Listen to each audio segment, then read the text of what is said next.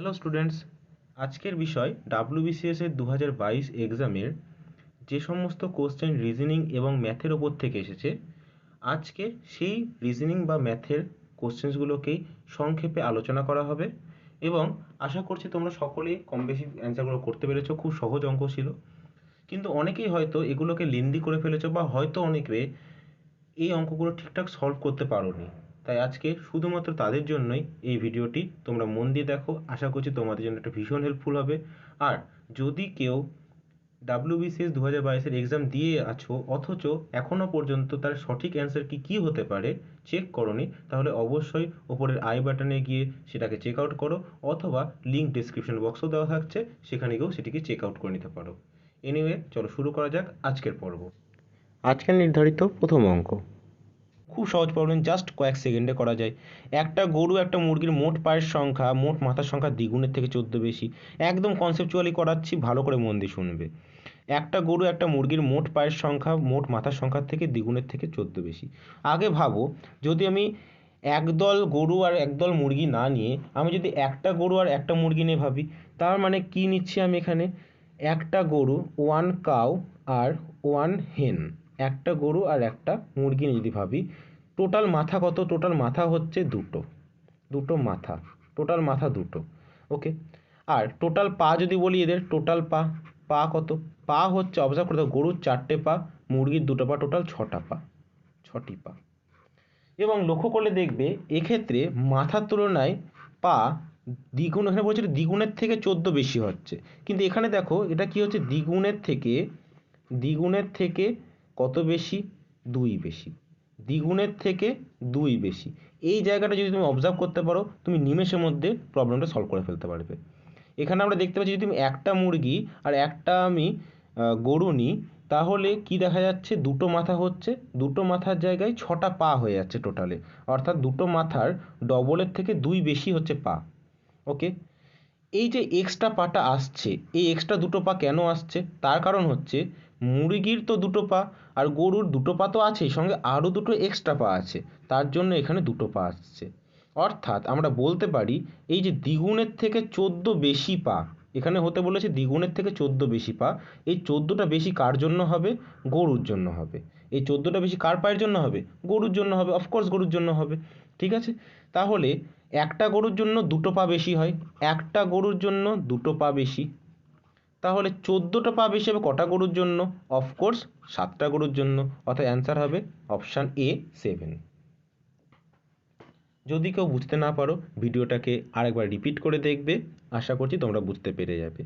এই অঙ্কটাকে x Y ধরেও করা যেত, কিন্তু লেন্দি হয়ে যেত। কনসেপচুয়ালি করলে জিনিসটা ইজি হয়ে যাবে।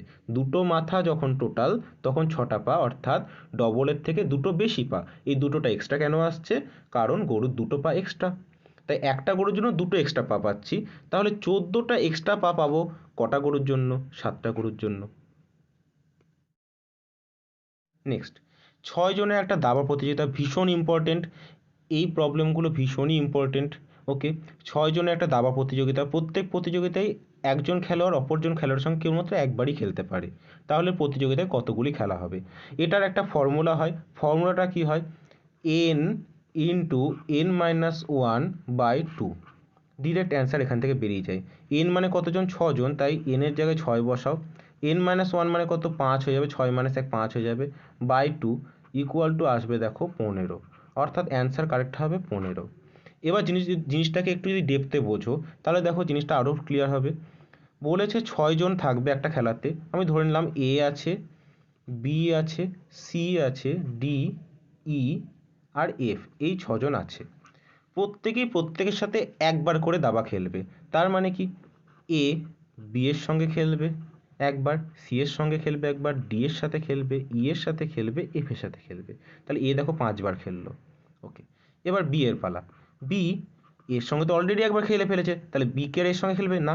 বি এবার সি এর সাথে খেলবে, ডি এর সাথে একবার খেলবে, ই এর সাথে খেলবে, এফ এর সাথে খেলবে। বি 4বার খেললো, তাই টোটাল 5 4 9বার খেলা হলো। এবার সি এর পালা। সি অলরেডি এর সঙ্গে একবার খেলে ফেলেছে, বি এর সঙ্গে একবার খেলে ফেলেছে, তাহলে সি শুরু করবে কার সাথে খেলা? ডি এর সাথে একবার খেলবে, ই এর সাথে একবার খেলবে, এফ এর সাথে একবার খেলবে, অর্থাৎ সি খেললো 3বার। ডি এর পালা। সিমিলার ওয়েতে ডি দেখো আগে সবার সাথে খেলে ফেলেছে, তাহলে ডি এবার ই এর সাথে একবার খেলবে, এফ এর সাথে একবার খেলবে দুবার। ই কি করবে, ই দেখো সবার সঙ্গে একবার করে খেলা হয়ে গেছে, শুধুমাত্র কার সাথে ছাড়া, এফ এর সাথে ছাড়া। ই এফ এর সাথে খেললো, আর এফ এর আর দরকার নেই, সবার সঙ্গে একবার করে খেলে ফেলেছে। তা টোটাল দেখো এখানে 4বার, এখানে 5বার, এখানে 4বার, এখানে 3, এখানে 2, এখানে 1, 5, 4, 3, 2, 1, অর্থাৎ টোটাল হচ্ছে কত, টোটাল হচ্ছে আমাদের 15বার। এবং এখান থেকেই ওই আগের ফর্মুলাটা এসেছে n ইন্টু n-1/2। তোমরা যেভাবে খুশি করতে পারো, বাট আমি সাজেস্ট করবো এইভাবে করো, একদম শর্ট টাইমে এটা সলভ করতে পারবে। কারণ যদি 6জনের জায়গায় এটা 15জন থাকতো, অঙ্কটা কিন্তু তোমাদের ভেঙে করতে গেলে অনেক টাফ হয়ে যেত, অনেক সময় লাগতো। নেক্সট প্রবলেম, এখানে দেওয়া হয়েছে 3, 8, 6, 14, -20 কোনটি সঠিক অ্যান্সার হবে? দেখতেই পাচ্ছ তোমরা এখানে, এটা হচ্ছে অল্টারনেটিং সিরিজ। 3 এর সঙ্গে 6 কি সম্পর্ক, 3 যোগ করে 6 এসেছে, 3 থেকে 6 এসেছে 3 যোগ করে, তাহলে 6 থেকে তার পরের টার্মটা আসবে 9 যোগ করে। এবার তোমরা ভাবছো যে 8 আর 14 তাহলে কি সম্পর্ক, এখানে 8 আর 14 এসেছে 6 যোগ করে, মানে এটা অল্টারনেটিং সিরিজ। 3 থেকে 6 গেছে 3 যোগ করে, একটা পদ বাদে একটা পদ কাজ যাচ্ছে 3 যোগ করে করে, এবং পরবর্তী জায়গায় চলছে অন্য একটি প্রসেস। সেটি কি, সেটি হচ্ছে মাঝের যে সংখ্যাগুলো আছে এটা একটা আলাদা সিরিজে কনভার্ট হচ্ছে, 8, 14, 20, এগুলো কি হচ্ছে, এগুলো আলাদা সিরিজে কনভার্ট হচ্ছে। যেমন দেখো 8 থেকে 14 6-এর গ্যাপ, 14 থেকে 20 6-এর গ্যাপ, এই ওয়েতে চলছে, অর্থাৎ দুটো সিরিজের এটা একটা কম্বিনেশন। তাহলে এখানে কোন অ্যান্সারটা কারেক্ট হবে, এখানে অ্যান্সার কারেক্ট হবে 9, অর্থাৎ অপশান ডি কারেক্ট হবে। নেক্সট, স্ট্যামারিং স্পিচ যদি হয়, ডিফনেস কি হবে? স্ট্যামারিং এর অর্থ তোতলানো, তো সেটা যদি স্পিচ হয় তাহলে ডিফনেস মানে কি, বধিরতা, সেটার অ্যান্সার কি হবে, সেটার অ্যান্সার অফকোর্স হিয়ারিং হবে। ওকে, নেক্সট, কোনো ভাষায় ওয়াটারকে ব্ল্যাক, ব্ল্যাককে ট্রি, ট্রিকে ব্লু, ব্লুকে রেন, এটা হচ্ছে দেখতেই পাচ্ছ একটা কোডিং ডিকোডিংয়ের প্রবলেম, এবং এটা সলভ করার জন্য কোনো কিছু ভাবনা চিন্তার দরকার নেই, জাস্ট এই রিজনিংগুলোকে সলভ করবে লাস্টের কোশ্চেনটা দেখে। এখানে দেখো কোশ্চেন কি করা হয়েছে, কালার অফ দ্য স্কাই, তোমরা সকলে জানো স্কাইয়ের কালার কী হয়, ব্লু হয়, স্কাইয়ের কালার ব্লু হয়। এবার দেখো ব্লু এই ওয়ার্ডটার কোডিংটা কি করা হয়েছে, ব্লু এই ওয়ার্ডটার কোডিং করা হয়েছে রেন, তাহলে অ্যান্সার কি হবে, অ্যান্সার হবে রেন, অপশান বি কারেক্ট হবে। নেক্সট কোশ্চেন, 40 মিটার কাপড়ে শতকরা কত অংশ বাদ দিলে 7 মিটার কাপড় পাওয়া যাবে? এটা আরও ইজি একটা ম্যাথ। শতকরা যদি না বুঝতে পারো, প্রথমে নর্মালি ভাবো 40 মিটার থেকে কত বাদ দিলে 7 মিটার পাওয়া যায়, তোমরা সকলেই বলবে অ্যান্সার হচ্ছে 33 মিটার বাদ দিলে 7 মিটার পাওয়া যাবে। এবার যেহেতু শতকরা বলেছে, শতকরা মানে 100-র মধ্যে হিসেব, তো 33 যে পাওয়া যাচ্ছে সেটা কত মিটারের মধ্যে পাওয়া যাচ্ছে, 40 মিটারের মধ্যে। 33 যে পাওয়া যাচ্ছে সেটা কত মিটারের মধ্যে, টোটাল 40-এর মধ্যে। তাহলে শতকরা মানে কি 100-র মধ্যে, তাই এটাকে 100% দিয়ে গুণ করলে আমাদের অ্যান্সার বেরিয়ে যাবে। শতকরার মধ্যে 100-র মধ্যে হিসাব, তাই 100% গুণ করলে অ্যান্সার বেরিয়ে যাবে। এবং এখানে অ্যান্সারটা কী হবে, শূন্য কাটো, এখানে শূন্য কাটো। আমি একদম বেসিকভাবে দেখাচ্ছি জিনিসগুলোকে খুব সহজে। তাহলে এখানে গুণ করলে আসবে 33 আর 5 গুণ করলে 165/2 শতাংশ, ভাগ করলে আসবে আমাদের 82.5 শতাংশ, অর্থাৎ অপশান সি কারেক্ট হবে। নেক্সট প্রবলেম, এখানে একটা সিরিজ দেওয়া হয়েছে এবং বলা হয়েছে কোনটি ভুল সেটি চিহ্নিত করতে। দেখো এখানে যে সিরিজটা দেওয়া রয়েছে সেটা 53, 59, 63, 67 এবং 71। যদি তোমরা লক্ষ্য করো দেখতে হবে এখানে 59 আর 63 গ্যাপ কত, 4-এর গ্যাপ, 63, 67 এটাও 4-এর গ্যাপ, 67, 71 এটাও 4-এর গ্যাপ।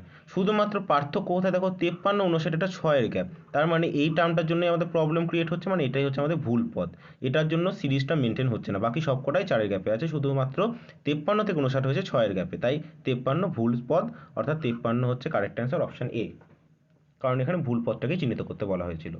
নেক্সট, ক্যাট এবং বোট, ক্যাটকে লেখা হয়েছে XZG, ক্যাটকে লেখা হয়েছে XZG। তোমরা যদি কেউ অপোজিট লেটারগুলো একটু মনে রাখতে পারো তাহলে তোমাদের কাছে এটা ভীষণ ইজি। ওকে, যারা জানো না তাদের জন্য একবার বলছি, অপোজিট লেটার মনে রাখার জন্য একটা ট্রিক্স হয়। দেখো এ যে লেটার তার অপোজিট জেড, এটা মনে রাখার জন্য কোনো ট্রিক্স লাগে না। বি এর সঙ্গে ওয়াই আসে, বাই দিয়ে মনে রাখতে পারো, বি এর সঙ্গে বি এর opposite letter Y, by. C এর অপোজিট লেটার এক্স, ডি এর অপোজিট লেটার ডাব্লু। এবার দেখো ই, ই এর অপোজিট লেটার কী হবে, তুমি মনে রাখো ইভি মেশিনের কথা, তাহলে পেয়ে যাবে ই এর অপোজিট লেটার ভি। এফ এর অপোজিট লেটার কী হবে, ফান ওয়ার্ডটাকে মনে রাখো, তাহলে এফ এর অপোজিট লেটার পেয়ে যাবে ইউ। জি দিয়ে কী হবে, গ্র্যান্ড ট্রাঙ্ক রোডের কথা মনে রাখো, জি এর অপোজিট লেটার টি। এইচ এর অপোজিট লেটার এইচএস এক্সামের কথা মনে রাখো, এইচএস এর অপোজিট লেটার এস।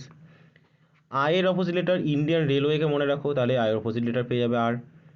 জে এর অপোজিট লেটার জ্যাক আর কুইন মনে রাখো, তাহলে জে এর অপোজিট লেটার পাবে কিউ।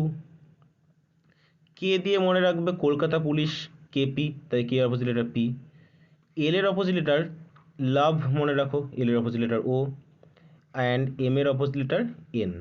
তো এই হয়ে গেল আমাদের অপোজিট লেটার।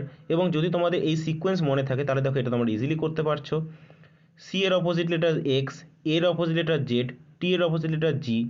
আবার বোটেও দেখো দেখা যাচ্ছে বি এর অপোজিট লেটার ওয়াই, বাই বললাম একটু আগেই। ও এর অপোজিট লেটার এল, লাভ বললাম একটু আগেই। এ এর সঙ্গে জেড অপোজিটে আসে, টি এর সঙ্গে জি অপোজিটে আসে, তাহলে অবশ্যই ই জি জি এটার ক্ষেত্রে কী হবে, এটার ক্ষেত্রেও প্রত্যেকটার অপোজিট লেটার হয়ে যাবে। ই এর অপোজিট লেটার কী হয়, ইভি মেশিন ভি। জি এর opposite letter T, grand trunk road T, তাই ভিটিটি। ওকে, নেক্সট আবারও একটা রিজনিং দেওয়া হয়েছিল। A B C D E F ছজন ব্যক্তির মধ্যে তিনজন বিবাহ দম্পতি। তিনজন বিবাহ দম্পতি কে কে আছে, এ সি আর ই এরা হচ্ছে স্বামী। তিনজন বিবাহ দম্পতির মধ্যে এরা হচ্ছে স্বামী, মানে এটাও পুরুষ, এটাও পুরুষ, এটাও পুরুষ। এবার বলা আছে বি সি ডি পরস্পর ভাই বোন সম্পর্কে। বি সি আর ডি এরা হচ্ছে ভাই বোনের সম্পর্কে, কাজিন হয় এরা। বি এর স্ত্রী নয়, বি এর স্ত্রী নয় মানে বি আর এ এরা কাপল নয়, এরা কাপল নয়, এরা কাপল না। তাহলে বি এর স্বামী কে হবে, দেখো স্বামী আছে তিনজন, তাহলে বি এর স্বামী হয় এ হবে, কিন্তু যেহেতু বলেছে বি এর ওয়াইফ না, তার মানে বি এর স্বামী এ হলো না। নেক্সট বি এর স্বামী কি তাহলে সি হবে। এবার দেখতে পাচ্ছি বি আর সি এখানে ভাই বোনের সম্পর্ক রয়েছে, বা ভাই ভাই সম্পর্ক রয়েছে, বা বোন ভাই সম্পর্কে রয়েছে, কাজিনস আছে। তাহলে বি এর স্বামী তো সি হতে পারে না, তাহলে পড়ে থাকলো একে অনলি ই স্বামী পড়ে থাকলো, তার মানে বি এর স্বামী অফকোর্স ই হবে। Next A C M E M A C E A L G A, খুব সহজ, এটা ভালো করে অবজার্ভ করো, অবজার্ভ করলে পারবে। এ সি এম ই এটা হয়ে গেছে এম এ সি ই, কী করে হয়েছে দেখো, এখানে যেটা ফার্স্ট লেটার সেটা চলে গেছে সেকেন্ডে, আর যেটা থার্ড লেটার সেটা চলে এসেছে ফার্স্টে, তা তুমিও তাই করো। এখানে যেটা ফার্স্ট লেটার সেটাকে তুমি সেকেন্ডে নিয়ে যাও, আর যেটা থার্ড লেটার সেটাকে ফার্স্টে নিয়ে এসো। নেক্সট এখানে যেটা দেখো সেকেন্ড লেটার সেটা চলে গেছে থার্ডে, আর ফোর্থ লেটার যেখানে ছিল সেখানেই আছে। তাহলে এবার তুমিও তাই করো, তোমার সেকেন্ড লেটার যেটা আছে সেটাকে তুমি থার্ডে নিয়ে এসো, আর ফোর্থ লেটার যেখানে ছিল সেখানেই রেখে দাও। কি হবে, জি এ এল এ, অর্থাৎ অপশান ডি কারেক্ট হবে। নেক্সট আচ্ছা, এইটি করার আগে আমি তোমাদের বলে রাখি, তোমরা যদি কেউ ইন্টারেস্টেড থাকো এই ধরনের ক্লাস করতে টপিক ওয়াইজ সেপারেটভাবে, তাহলে তোমরা নিচে একটা আমি তোমাদের হোয়াটসঅ্যাপ কন্ট্যাক্ট দিয়ে দেবো, সেই হোয়াটসঅ্যাপ নাম্বারে তোমরা যোগাযোগ করতে পারো। এখানে টপিক ওয়াইজ টিউশন ক্লাস দেওয়া হয়, তোমরা জিনিসগুলোকে ডেপথে শিখতে পারবে এবং জিনিসগুলোতে আরও বেটার হতে পারবে। এনিওয়ে, আমার হোয়াটসঅ্যাপ কন্ট্যাক্ট 9123806044, তোমরা এই নাম্বারে কন্ট্যাক্ট করতে পারো। কন্ট্যাক্ট নাম্বার ডিসক্রিপশন বক্সেও দেওয়া থাকবে। সো চলে আসি আবার প্রবলেমে। তো দেখা যাক এই ম্যাথ এখানে যে রিজনিংটা আছে এই রিজনিংটা তোমরা কীভাবে সলভ করবে। রিজনিংটায় দেখো বলা হয়েছে একটি পরিবারে A B C D E F এই ছজন সদস্য আছে। এই ছজন সদস্যের মধ্যে বলে দিয়েছে এ আর বি দম্পতি, বিবাহ দম্পতি, মানে এ আর বি হচ্ছে কাপল, এ আর বি এরা দুজন কাপল। ওকে, দেন আরেকটা সম্পর্ক বলেছে ডি সি এর একমাত্র পুত্র, সি এর একমাত্র পুত্র হচ্ছে ডি, ডি পুত্র মানে ডি হচ্ছে প্লাস সাইন, মানে হচ্ছে ডিটাকে পুরুষ। নেক্সট এ ই এর বাবা, এ হলো ই এর বাবা মানে এও পুরুষ, কার বাবা, ই এর বাবা, ই এর বাবা। এবং ই এফ এর নাতনি, মানে ই হলো মহিলা, নাতনি মানে মহিলা, কার নাতনি, এফ এর নাতনি, কার নাতনি, এফ এর নাতনি। এবার অর্থাৎ কি এফ হচ্ছে এ এবং বি এর মধ্যে কারো একজনের মা বা বাবা।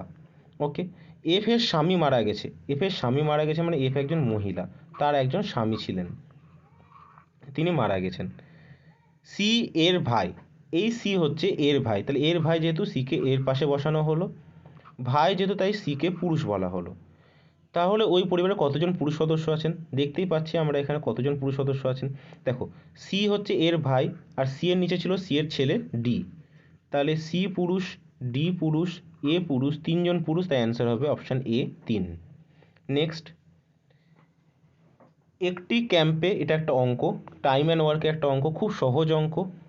একটি ক্যাম্পে 4000 জন লোকের 190 দিনের খাবার মজুদ ছিল। মানে 4000 জন লোক খাবার নিয়ে গেল কত দিনের জন্য? 190 দিনের জন্য খাবার নিয়ে গেল। 190 দিনের জন্য খাবার নিয়ে গেল। এবার কি হলো, 30 দিন চলে গেল। তাহলে 30 দিন যদি চলে যায়, এই 4000 জন লোকের আর কত দিনের খাবার মজুদ আছে? 160 দিনের খাবার মজুদ আছে। এই 4000 জন লোকের 160 দিনের খাবার মজুদ আছে। এবার দেখা গেল 30 দিন পরে 800 জন লোক আরও চলে গেল। তাই যদি 4000 জন লোকই থাকতো তাহলে তারা কত দিন খেত? অফকোর্স 160 দিন খেত। কিন্তু 800 জন তো চলে গেছে, তাহলে কতজন আছে আর? 3200 জন আছে। তাহলে এরা কতদিনে এই এক খাবারটা খাবে? তাহলে এরা আর কতদিনে খাবারটা খাবে? দেখো, এখানে খুব সহজেই এটা সলভ করা যায়। শুধু মনে রাখবে লোক আর সময় ব্যস্ত সম্পর্ক, অর্থাৎ লোক বাড়লে সময় কম লাগে কোনো কাজ করতে, সেটা খেতে হোক বা কোনো কাজ করতে হোক, সময় কম লাগে। আর লোক কমলে সময় বেশি লাগে। তাই লোক আর সময় যেহেতু ব্যস্ত সম্পর্ক, তাই আমরা এটা সলভ করব কিভাবে? আমরা সলভ করব, যেটা নিচে আছে সেটাকে নিচেই রাখবো, অর্থাৎ অ্যান্সার হবে 4000 বাই 3200 গুণ 160। এই অর্ডারে সাজিয়ে নেব এবং এখানে দুটো শূন্য দুটো শূন্য কেটে দাও। 16 দিয়ে কাটলে এখানে 10, এখানে 2, 2 একে 2, 20 দুগুণ 40, 20 গুণ 10 কত হয়? 20 গুণ 10 হয় 200। অর্থাৎ এখানে এটা বুঝতে পারলাম কতদিন সময় লাগবে? 200 দিন সময় লাগবে। কতদিন সময় লাগবে? 200 দিন সময় লাগবে। আশা করছি বুঝতে পেরেছো, খুব সহজভাবে তোমাদের বোঝালাম। এটাকে অনেকে ফর্মুলা ওয়াইজও করে, এটাকে M1W1 by M1T1 by W1 equal to M2T2 by W2, এই ফর্মুলাতেও করা যায়। কিন্তু এখানে দরকার পড়ে না, তোমরা এইভাবে সিম্পল ওয়েতে সলভ করে নিতে পারো। ওকে, নেক্সট। এখানে বলা হয়েছে একজন ফল বিক্রেতা এক ঝুড়ি আম ক্রয় করে ঝুড়ি খুলে দেখলেন কিছু আম পচে গেছে। এক ঝুড়ি আম ক্রয় করেছেন, দেন কিছু আম পচে গেছে। আচ্ছা, এক ঝুড়ি মানে সেটাকে এক অংশও বলতে পারি, 100% বলতে পারি। কমপ্লিট বোঝাতে এক অংশ 100% ব্যবহার হয়। বাকি আম 2280 টাকায় বিক্রি করে তার 5% ক্ষতি হলো। দেখো, তার মানে 2280 টাকায় বিক্রি করে 5% ক্ষতি হলো। তাই 5% এটা কি? পার্সেন্টেজে ক্ষতি। পার্সেন্টেজে ক্ষতি। আর 2280 টাকা এটা কি? বিক্রয় মূল্য, মানে সেলিং প্রাইস, এসপি। পার্সেন্টেজের অঙ্কে শুধু একটা জিনিস খেয়াল করবে, যে কোনো একটা ল্যাঙ্গুয়েজ যদি সেটা ক্ষতিতে থাকে আর এখানে আছে বিক্রয় মূল্যে, তাহলে আমাদের কিন্তু অঙ্ক করতে সমস্যা হবে। দুটোকেই সেম ল্যাঙ্গুয়েজে নিয়ে এসো, যেটা গিভেন থাকবে সেটা এবং পার্সেন্টেজ ভ্যালুটা দুটোকেই সেম ল্যাঙ্গুয়েজে নিয়ে এসো। তাই 5% ক্ষতি মানে কত পার্সেন্টে বিক্রি? 95%-এ বিক্রি। তার মানে এটা বলতে পারি 95% মানে হচ্ছে 2280 টাকা। 95%-এর মূল্য 2280 টাকা, কারণ 95% বিক্রি করে 2280 টাকা পেয়েছে। এবার জানতে চাই কত টাকা দিয়ে এক ঝুড়ি আম কিনেছিলেন। এক ঝুড়ি যখন কিনেছিলেন, আমি প্রথমে বললাম কি এক ঝুড়ি মানে পুরোটা, মানে হচ্ছে 100%। তাহলে 100%-এর দাম কত? খুব ইজিলি করতে পারবে। দেখো, এখানে পার্সেন্ট পার্সেন্ট কেটে গেল। 5 দিয়ে কাটলে 5, 19 95, 5 দিয়ে কাটলে 5 20 100, 19 একে 19, 19 দিয়ে কাটছি এটা, 19 একে 19, 3 8 2 0। তাহলে দেখতে পাচ্ছেন এক পড়ে আছে উপরের লাইনে, এখানে 120। তাহলে 20 মানে কত? এক মানে 120 টাকা, 20 মানে কত টাকা? কি হবে? 120-র সঙ্গে 20 গুণ হয়ে যাবে, অর্থাৎ হবে কত? 2400 টাকা। অর্থাৎ option C correct answer. Next, পিতার বয়স জ্যেষ্ঠ পুত্রের বয়সের দ্বিগুণ। আচ্ছা, এখানে আমরা পিতার বয়সকে এফ দিয়ে ডিনোট করছি, জ্যেষ্ঠ পুত্র মানে প্রথম স্থান, তাই সন 1 দিয়ে ডিনোট করছি, আর কনিষ্ঠ পুত্রও আছে তাই এখানে সন 2 দিয়ে ডিনোট করছি। বাবার বর্তমান বয়স এফ বলবো, বড় ছেলের বর্তমান বয়স S1 বলবো, আর ছোট ছেলের বর্তমান বয়সকে আমরা S2 দিয়ে ডিনোট করছি। এবার বলেছে বর্তমানে বাবা বড় ছেলের দ্বিগুণ বয়স, মানে বাবা ইকুয়াল টু 2S1। 10 বছর পর, আচ্ছা নিজেই বলো 10 বছর পর মানে কী হবে? বাবার বয়স 10 বছর বেড়ে যাবে। তাহলে বাবার বয়স হয়ে যাবে F প্লাস 10। অর্থাৎ আমরা বলতে পারি এফ মানে তো 2S1 ছিল, তাহলে আমরা বলতে পারি 2S1 প্লাস 10 হয়ে যাবে বাবার বয়স। বাবার বয়স হয়ে যাবে 2S1 প্লাস 10। এবার বলেছে তখন কি হবে? কনিষ্ঠ পুত্রের বয়সের 3 গুণ হবে বাবার বয়সটা, অর্থাৎ এই 2S1 প্লাস 10 এটা কি হবে? কনিষ্ঠ পুত্রের বয়সের 3 গুণ। দেখো 10 বছর পর কনিষ্ঠ পুত্রের বয়স কত হবে? বর্তমানে S2, তাহলে 10 বছর পর S2টা প্লাস 10 হয়ে যাবে কনিষ্ঠ পুত্র। কিন্তু বাবা কি হবে? কনিষ্ঠ পুত্রের বয়সের 3 গুণ, মানে গুণ 3। তাহলে কি আসবে এখানে ক্যালকুলেশনটা, 2s1 plus 10 equal to 3s2 plus 30। Next, এবার কোশ্চেন এখানে বলা হয়েছে পুত্রদ্বয়ের বয়সের পার্থক্য 15। পুত্রদ্বয় মানে কি, s1 আর s2 এদের বয়সের গ্যাপ হচ্ছে 15 বছর। তার মানে কি আমি এখানে লিখতে পারি না যে s2 যেটা সেটা ইকুয়াল টু s1 মাইনাস 15, ব্যাস এটুকু আমি লিখতেই পারি। এবার তুমি s2 জায়গায় s1 মাইনাস 15কে বসিয়ে দাও। যদি তুমি এখানে s2 জায়গায় s1 মাইনাস 15কে বসাও তাহলে আসবে 3 into s1 minus 15 plus 30। Calculation করলে তুমি পাবে 3s1, এখানে -45 প্লাস 30 মানে -15 পাবে। এবং ওভারঅল দুই সাইড ক্যালকুলেশন যদি করো, 2s1 plus 10 equal to 3s1 minus 15 পেয়েছো, এখান থেকে তুমি s1 এর ভ্যালু পেয়ে যাবে 25। s1 মানে কি, বড় ছেলের বয়স হচ্ছে 25 বছর। জানতে চেয়েছে পিতার বয়স নির্ণয় করুন। তাহলে বড় ছেলের বর্তমান বয়স যদি 25 হয়, s1 যদি 25 পাও, তাহলে পিতা কত হবে, 2s1 মানে 2 ইন্টু 25 মানে হচ্ছে 50 বছর, মানে হচ্ছে 50 বছর, অর্থাৎ অপশান এ কারেক্ট হবে। তবে স্টুডেন্টস তোমাদের বলি, তোমরা এই অঙ্কটা অপশান টেস্ট করেও করতে পারতে, তা হলেও হতো। সাপোজ ধরো অঙ্কটাকে যদি আমি অপশান টেস্টে এইভাবে করতাম যে প্রথম অপশানটা চুজ করে নিলাম যে বাবার বর্তমান বয়স অর্থাৎ ফাদারের বর্তমান বয়স হচ্ছে 50 বছর। ওকে, তাহলে বাবার বর্তমান বয়স 50 বছর যদি হয়, তাহলে বাবা হচ্ছে বড় ছেলের দ্বিগুণ। তাহলে বড় ছেলের বয়স কত হবে, 2 দিয়ে কোনো সংখ্যাকে গুণ করতে হবে। কোন সংখ্যাকে গুণ করবো, 25কে গুণ করলে 50 পাই। তার মানে আমি বলতে পারি এখান থেকে যে বড় ছেলের বয়স হচ্ছে বর্তমানে 25 বছর। পেলাম। আর কি বলেছে, আর বলেছে দুই ভাইয়ের বয়সের গ্যাপটা হচ্ছে 15 বছর। তাহলে বড় ছেলে যদি 25 হয়, তাহলে ছোট ছেলে কত হবে, ছোট ছেলে হবে 15 বাদ দিয়ে দাও, তাহলে হবে কত, 10 বছর হচ্ছে ছোট ছেলের বর্তমান বয়স। আবার দেখো অঙ্কটাতে আরও একটা জিনিস তোমাদের বলা হয়েছে যে 10 বছর পর পিতার বয়স কনিষ্ঠ পুত্রের বয়সের 3 গুণ হবে। তুমি এবার এখানে চেক করে নাও, 10 বছর পর পিতা কত হবে, 60 বছর অবভিয়াসলি। কনিষ্ঠ পুত্র কত হয়ে যাবে 10 বছর পর, 20 বছর অবভিয়াসলি। এবার চেক করে দেখো এই পিতার বয়সটা কি পুত্রের বয়সে 3 গুণ হচ্ছে, অর্থাৎ 60 বছরটা কি পুত্রের যে 20 বছর তার 3 গুণ। তোমার উত্তর আসবে হ্যাঁ, 60 বছর 20 বছরের 3 গুণ। অর্থাৎ তুমি বুঝতে পারলে আমাদের যেটা ধরা হয়েছিল প্রথম অপশানটা বাবার বর্তমান বয়স 50 বছর, সেটা একদম সঠিক ছিল। অর্থাৎ আমাদের এখানে 50 বছর অপশানটাই কারেক্ট। আমি দুইভাবেই দেখালাম, যে আর যেভাবে সুবিধে সে সেইভাবে করবে। নেক্সট চলে এসো, একটা রিজনিং দেখতে পাচ্ছি, 4, 10, 22, 46, খুব সহজ আছে। 4-এর সঙ্গে 6 যোগ করলে 10 হয়, 10-এর সঙ্গে 12 যোগ করলে 22 হয়, 22-এর সঙ্গে 24 যোগ করলে 46 হয়। অর্থাৎ দেখতে পাচ্ছ 6, প্রথমে 6 যোগ হয়েছে, তারপর 6-এর ডবল 12 যোগ হয়েছে, তারপর 12-এর ডবল 24 যোগ হয়েছে। তাহলে এবার কত যোগ হবে, 24-এর ডবল 48 যোগ হবে, এবং 48 যোগ হলে সংখ্যাটা হয়ে যায় কত, সংখ্যাটা হয়ে যায় 94, অপশান সি কারেক্ট। নেক্সট, একটা ইজি রিজনিং দেখতে পাচ্ছ, কলকাতা লেখাকে সাংকেতিকভাবে লেখা হয়েছে, এবং তোমরা যদি অবজার্ভ করো দেখতে পাবে এখানে যে কে এর জায়গায় আছে দেখো 11, এবং তোমরা যদি একটু কেউ কোডিং ডিকোডিং করে থাকো জানবে যে কে এর ভ্যালু হয় এটার অ্যালফাবেট অনুযায়ী 11 নম্বর অ্যালফাবেট। ও এর হয় 15, এল হয় 12, আবার কে দেখো 11 আছে, এ দেখো 1 হয়, এবং কিন্তু একটাকে দুটো অক্ষরকে নিয়ে লেখা হয়েছে তাই 01 লেখা হয়েছে। টি হয় 20, আবার একে লেখা হয়েছে 01। তাহলে একইভাবে বেঙ্গলটাকে আমরা লিখতে পারবো, বি হচ্ছে 2 নম্বর লেটার তাই বি এর জায়গায় 02 লিখছি, ই হচ্ছে 5 নম্বর তাই 05 লিখছি, এন হচ্ছে 14 নম্বর তাই 14 লিখলাম, জি হচ্ছে 7 নম্বর তাই 07 লিখলাম, এ হচ্ছে 1 নম্বর 01 লিখলাম, এবং এল হচ্ছে ফাইনালি 12 নম্বর তাই এখানে 1 আর 2 লিখলাম। অর্থাৎ দেখে নাও এটা কোন অপশানের সাথে কারেক্ট হচ্ছে, অপশান এর সাথে কারেক্ট হচ্ছে। আশা করছি বুঝতে পেরেছো। নেক্সট, আবার একটা রিজনিং, ACEFGH-PON, নোটিস করো তাহলেই বুঝতে পারবে, ACE আর FGH, next dash, next PON। Observe করলে দেখতে পাবে এ থেকে এফ 5 ঘর, তাহলে এখান থেকে এফ থেকে পরবর্তীতে কী হবে তুমি কাউন্ট করতে থাকো, এফ এর পর পরবর্তী 5 ঘর অর্থাৎ হবে 11, অর্থাৎ হবে কে কে।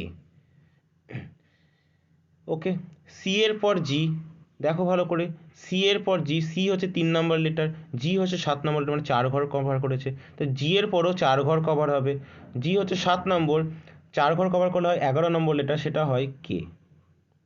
আবার ই এর পর এইচ, ই হচ্ছে 5 নম্বর লেটার, এইচ হচ্ছে 8 নম্বর লেটার, অর্থাৎ 3 ঘর কভার হয়েছে। তো এইচ এর পর আবার 3 ঘর কভার হবে, অর্থাৎ 11, 11 মানে কে কে, অর্থাৎ অ্যান্সার হলো কে কে কে, অপশন এ কারেক্ট।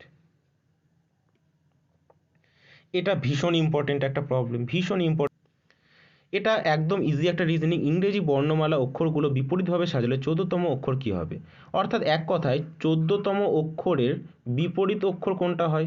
আমরা জানি ইংরেজি লেটারের যে সিরিজ, সেখানে কোনো একটা লেটার এবং তার বিপরীত লেটারকে যোগ করলে যোগফল হয় 27। তাই 14তম লেটারের বিপরীত লেটার হবে অফকোর্স 13, কারণ 14 সঙ্গে 13 যোগ করলে 27 হয়। এবার তুমি ভেবে দেখো 13 নম্বর লেটার কোনটা? 13 নম্বর লেটার হচ্ছে এম, অর্থাৎ এখানে অ্যান্সার কী হবে? অ্যান্সার হবে অপশান ডি, এম। নেক্সট, কেবিলের সাংকেতিক লিপি এক্স ওয়াই জেড ও ভি। দেখো ভালো করে, এখানে তোমরা দেখতেই পাচ্ছ কেবিল সি, সি এর জায়গায় আছে এক্স, দেখো সি আর এক্স অপোজিট, এর জায়গায় আছে ওয়াই, বি এর জায়গায় আছে জেড। আচ্ছা, এখানে তোমাদের কোশ্চেনটা একটু ভুল দেওয়া আছে। ওকে, এখানে কোশ্চেনটা হবে কেবিলের, কেবিলের সাংকেতিক, নাহলে তোমাদের অ্যান্সার মিলবে না। কেবিলের সাংকেতিক লেটার হবে এক্স, জেড, ওয়াই ও ভি। তাহলে ওয়াই জেড এক্স পির সাংকেতিক লিপি কী হবে? ওয়াই জেড এক্স পি, এগুলো অপোজিটে চলবে। ওয়াইয়ের অপোজিট লেটার বাই বললাম একটু আগে, বি হবে। জেডের অপোজিট লেটার এ হবে, এক্সের অপোজিট লেটার সি হবে, পি এর অপোজিট লেটার কলকাতা পুলিশ কে হবে, অর্থাৎ ব্যাক। অপশান বি কারেক্ট হবে।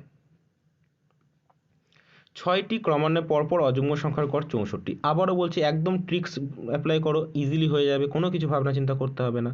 তুমি 6টাকে ছেড়ে দাও, প্রথমে 3টে নিয়ে ভাবো। যদি আমি একটা সংখ্যা, দুটো সংখ্যা, 3টে সংখ্যা নিই, 3টে অযুগ্ম সংখ্যা, ধরে নাও এটা একটা সংখ্যা 1, এটা আর একটা অযুগ্ম সংখ্যা 3, এটা আর একটা অযুগ্ম সংখ্যা 5, এদের গড় কি হয়?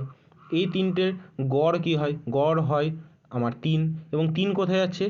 মাঝে আছে। 3 কোথায় আছে? মাঝে আছে। তাহলে এই 3টে অযুগ্ম সংখ্যার গড় হচ্ছে 3, যে কোথায় থাকে? মাঝে থাকে। অর্থাৎ কনসেপ্ট কি পেলাম? যদি বিজোড় সংখ্যক নাম্বার থাকে, যদি বিজোড় সংখ্যক নাম্বার থাকে, তাহলে তাদের যে গড় সেটা কোথায় থাকে? মাঝখানে থাকে। যদি বিজোড় সংখ্যক নাম্বার থাকে, তাহলে তাদের গড় কোথায় থাকে? মাঝখানে থাকে। কিন্তু সমস্যাটা হলো, যদি জোড় সংখ্যক নাম্বার থাকে, তাহলে তো স্যার গড়টা মাঝে তো পাচ্ছি না, কারণ মাঝে তো এখানে কাউকে পাচ্ছি না। যদি বলি এটা মাঝে, তাহলে এর সাইডে দুটো, এর সাইডে একটা, মিডিল তো হচ্ছে না। তাহলে যদি জোড় সংখ্যক পদ থাকে, তাহলে মিডিল বলতে কি বোঝায়? দুটোর মিডিলে। তাহলে এখানে তোমরাই বলো যে 6টা সংখ্যা বলেছে, 6টা সংখ্যা মানে একটা সংখ্যা, দুটো সংখ্যা, 3, 4, 5, 6। এই 6টা সংখ্যার মিডিল কি হবে? এর মিডিল হবে এই পোর্শনটা, হচ্ছে এর মিডিল। কোনো সংখ্যায় না, দুটো সংখ্যার মিডিল, অর্থাৎ 3 নম্বর সংখ্যা আর 4 নম্বর সংখ্যার মিডিল হচ্ছে 64। মিডিল হচ্ছে 64, কারণ কি? কারণ অ্যাভারেজ যেটা, গড় যেটা, সেটা হয় মিডিল নাম্বার। এটা আমরা জানি, গড় যেটা হয় সেটা হয় মিডিল নাম্বার। তাই এখানে অ্যাভারেজটা কোথায় আছে? এই পোর্শনে আছে। তাহলে এটা যদি 64 হয়, তাহলে এটা যদি 64 হয়, তার মানে এই সংখ্যাটা তো অবশ্যই এটা 63 আছে, আর এই সংখ্যাটা 65 আছে। তাহলে সব থেকে বড় সংখ্যাটা কত? এটা 63, এটা 65, এটা 67, আর সব থেকে বড় 69। অর্থাৎ সবথেকে বড় সংখ্যা কোনটা হবে? 69 হবে। কোনো রকম এক্স ওয়াই লাগবে না, নর্মালি অঙ্কটা সলভ হয়ে যাবে। শুধু মনে রাখবে, যদি বলে গড়, গড় মানে সেই সংখ্যাগুলোর মধ্যবর্তী সংখ্যা। গড় সবসময় সংখ্যাগুলোর মধ্যবর্তী সংখ্যা হয়, কিন্তু এখানে যেহেতু 6টা সংখ্যা আছে, তাই তাদের মধ্যবর্তী কোনো একটা পার্টিকুলার নাম্বারকে চুজ করতে পারলাম না। তাই এখানে তাদের মিডিলের একটা পোর্শনকে আমি গড়টাকে ধরে নিলাম। যদি এটা 64 হয়, এটা হবে 63, এটা হবে 65। ওকে, নেক্সট, পি হলো কিউ এর স্ত্রী এবং আর এর মা। পি হচ্ছে কিউ এর স্ত্রী এবং আর এর মা, আর এর মা। আর হলো ডাব্লুর পৌত্রী, পৌত্রী মানে নাতনি। আর হলো ডাব্লুর পৌত্রী, ডাব্লুর পৌত্রী মানে আরও একটা ফিমেল। এস হলো টি এর ঠাকুমা, এস হলো টি এর ঠাকুমা। এবার টি কোথায় আমি জানি না, কিন্তু এখানে বলেছে টি এর ঠাকুমা এবং কিউ এর মা। এস হলো কিউ এর মা, কিউ এর মা এবং টি এর ঠাকুমা, তার মানে কিউ এর সন্তান হচ্ছে টি। তার মানে আর টি দুজন ভাই বোন। বা বোন বোনও হতে পারে। নিচের কোনটি সত্যি? নিচের কোনটি সত্যি? এখানে বলেছে ফার্স্ট অপশান আর টি এর ভগিনী। যদি টি মেয়েও হোক বা ছেলে হোক, যাই হোক না কেন, আর তো অলওয়েজ টি এর বোনই হবে, আর অলওয়েজ টি এর বোন হবে, অর্থাৎ এখানে ফার্স্ট অপশানটাই কারেক্ট হচ্ছে। এবার বলেছে নিচের ভগ্নাংশগুলির মধ্যে কোনটি 3/4 অপেক্ষা বড়, 5/6 অপেক্ষা ছোট? এখানে তোমরা অপশান টেস্ট করতে পারো। দেখো 3/4, এটা তোমরা দুভাবে করতে পারো, পার্সেন্টেজ লাগিয়ে করতে পারো। যাদের পার্সেন্টেজ মুখস্থ আছে তারা পার্সেন্টেজ লাগাও, যাদের পার্সেন্টেজ মুখস্থ নেই তারা অন্য একটা প্রসেসে করতে পারো। ওকে, পার্সেন্টেজে যদি করো ফার্স্টে, তাহলে বলে রাখি 3/4, 1/4 মানে হয় 25%, 3/4 মানে হচ্ছে 75%, আর 5/6, 1/6 মানে 33 পয়েন্ট সামথিং পার্সেন্ট, তাহলে 5/6 হবে, সরি 1/6 মানে 16.2-3% মানে 16 পয়েন্ট সামথিং পার্সেন্ট, মানে 5/6 হবে 80 পয়েন্ট সামথিং পার্সেন্ট। মানে তোমাকে সেই অপশানটা চুজ করতে হবে যেটা 75 আর 80 পয়েন্ট সামথিং এর মিডিলে আছে। দেখো 2/3, 1/3 মানে 33 পয়েন্ট সামথিং, তাহলে 2/3 মানে 66 পয়েন্ট সামথিং, এটা 75% থেকে ছোট হয়ে গেল, হবে না। নেক্সট হাফ, হাফ মানে 50%, হবে না। 4/5 মানে হচ্ছে 80%, 4/5 কত, 80%। দেখো এটা কিন্তু 75%-এর থেকে বড়, আবার 80 পয়েন্ট সামথিং পার্সেন্ট থেকে ছোট, অর্থাৎ অপশান সি আমাদের কারেক্ট হলো পার্সেন্ট হিসাবে। আচ্ছা, এবার যদি পার্সেন্ট হিসেবে না করতাম তাহলে আরেকটা প্রসেসে কীভাবে করতাম? দেখো 3/4 দুটো ভগ্নাংশের সঙ্গে যখনই তুলনা করবে কীভাবে করতে হয় তুমি বুঝতে পারছো। এক্ষেত্রে এখানে যে অপশানগুলো দেওয়া আছে সেগুলো 3/4 থেকে বড় হবে। তুমি অপশানগুলোকে নিয়ে এবার টেস্ট করতে থাকো। তুমি 3/4 সঙ্গে 2/3কে টেস্ট করে দেখো 3/4 থেকে 2/3 বড় হচ্ছে কিনা। যখন টেস্ট করবে কোনাকুনি গুণ করবে, 3-এর সঙ্গে 3 গুণ করো কত হবে 9, 4-এর সঙ্গে 2 গুণ করো কত হবে 8। এখানে 9 দেখতে পাচ্ছি 8-এর থেকে বড়, এখানে যে চিহ্নটা অ্যাপ্লাই করবে 9 8-এর থেকে যদি বড় হয়, এখানেও ভগ্নাংশটা সেটা বড় হয়ে যায়। অর্থাৎ এখানে তুমি বুঝতে পারলে 3/4 2/3 থেকে বড়, কিন্তু এখানে তো 3/4 থেকে বড় ভগ্নাংশ চুজ করতে হতো, তাহলে 2/3 হলো না। নেক্সট 1/2, 1/2 সঙ্গে 3/4 কম্পেয়ার করো, 3/4 সঙ্গে 1/2 কম্পেয়ার করছি, 3 2 6, 4 1 4, 6 4-এর থেকে বড়, তার মানে 3/4 1/2 থেকে বড় হয়ে যাচ্ছে, তাই 3/4 থেকে বড় ভগ্নাংশ পেলাম না এখনো, তাহলে 1/2 হলো না। এবার 3/4 আর 4/5 কম্পেয়ার করে দেখো, 3/4 আর 4/5 যদি নিই, 3/5 গুণ করলে 15, 4/4 গুণ করলে 16, দেখো 15 থেকে 16 বড়, মানে 4/5 3/4 থেকে বড়, অর্থাৎ এখানে 3/4 থেকে বড় পেয়ে গেলাম, সেটা হচ্ছে 4/5। এবার চেক করে দেখে নাও 4/5টা 5/6 থেকে ছোট আসছে তো, 3/4 থেকে তো বড় পেলাম, 5/6 থেকে ছোট আসছে তো, তাই 4/5 সঙ্গে 5/6 তুলনা করো, 4/6 গুণ করলে হয় 24, 5/5 গুণ করলে হয় 25, এবং 24 25-এর থেকে ছোট, তার মানে 4/5 5/6 থেকে ছোট, অর্থাৎ যেদিক দিয়েই করি না কেন আমাদের 4/5ই অ্যান্সার সঠিক হচ্ছে। পার্সেন্টেজ যদি মুখস্থ থাকে সব থেকে ফার্স্ট ক্যালকুলেশন হবে। নেক্সট এখানে একটা রিজনিং দেওয়া হয়েছে, জেড এক্স ওয়াই ডাব্লু, দেখতেই পাচ্ছ এখানে ডাব্লু এক্স ওয়াই জেড এই অর্ডারে নেওয়া হয়েছে, ঠিক আছে।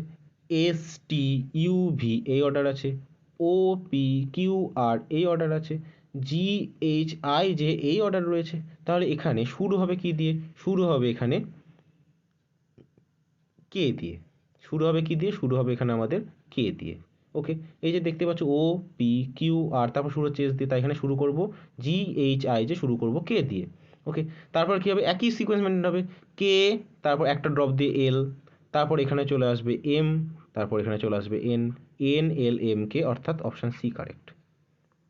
নেক্সট এবার এই প্রবলেমটা দেখো কি আছে, B two E D 5H F 12K। So দেখতে পাচ্ছ এখানে বি, বি হচ্ছে সেকেন্ড লেটার, ডি হচ্ছে 4 নাম্বার লেটার মানে 2 4, এফ হচ্ছে 6, এইচ হচ্ছে 8, তার মানে এবার হচ্ছে 10, 10 মানে কোন লেটার হয়? 10 মানে হয় যে। আবার শেষেরগুলো চেক করো, ই হচ্ছে 5 নম্বর লেটার, এটা এইচ 8, কে 11, এন 14, তার মানে এবার আসবে 17 নম্বর লেটার, 17 নম্বর লেটার কে হয়? কিউ হয়। নাম্বারগুলো চেক করো, 2, 2-এর পর 5 হয়ে গেছে, 5-এর পর 12 হয়ে গেছে, কি করে আসছে? 2 থেকে 5 যাচ্ছে কি করে? 2-এর সঙ্গে 2 গুণ করে 1 যোগ, 5 থেকে 12 কি করে যাচ্ছে? 5-এর সঙ্গে 2 গুণ করে 2 যোগ, 12 থেকে এবার 27 কি করে যাচ্ছে? 12-এর সঙ্গে 2 গুণ করে 3 যোগ, দেখো প্রথমে 2 গুণ করে 1 যোগ হয়েছে, তারপর দ্বিতীয়বারে 2 গুণ করে 2 যোগ হয়েছে, তৃতীয়বারে 2 গুণ করে 3 যোগ হয়েছে, তাহলে এবার কি হবে? 2 গুণ করে 4 যোগ হবে, তাহলে কি হবে? 27 2 54, 54 যোগ 4 58, তাহলে এবার কোনটা হবে? 58 হবে, 58 হবে, তাই এখানে কি বসবে? 58 বসবে, অর্থাৎ আমাদের লাস্ট অপশানটা কারেক্ট হয়ে গেল। তো তো এই ছিল আমাদের টোটাল ম্যাথ এবং রিজনিং যেগুলো ডাব্লিউবিসিএস এর পরীক্ষায় এসেছিল। তোমরা আশা করছি এগুলো বুঝতে পেরেছো। যদি কারো কোনো সমস্যা হয় ভিডিওটাকে পুনরায় দেখো। আমি অনেক স্লোলি করিয়েছি এবং সম্পূর্ণ ট্রিক্স অ্যাপ্লাই করেই তোমাদের সলভ করিয়েছি। আশা করছি তোমাদের ভালো লাগবে।